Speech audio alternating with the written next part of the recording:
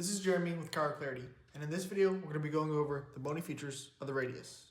To start, we have the radial head. The radial head articulates with the capitulum of the humerus, forming the humeral radial joint.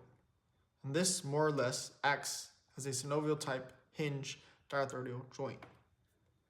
However, the head of the radius also articulates with the radial notch of the ulna, forming a synovial pivot type diarthrodial joint, which allows for pronation and supination.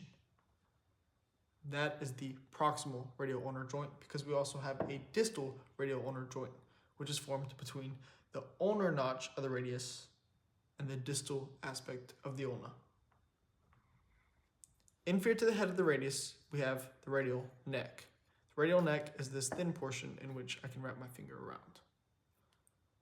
And inferior to that, we have the radial tuberosity, which serves as an important attachment site for the biceps brachii muscles.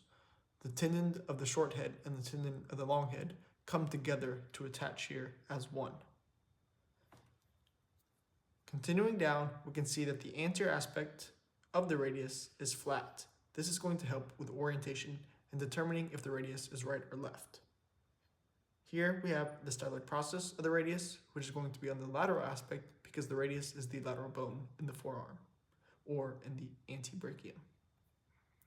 And on the posterior aspect of the radius, we have the dorsal, aka Lister's tubercle.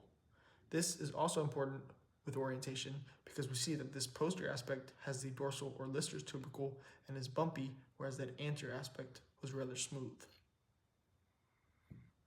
To continue on with orienting the radius, we know that the radial tuberosity has to be anterior and that the anterior aspect of the distal radius is flat and that the styloid process has to sit lateral.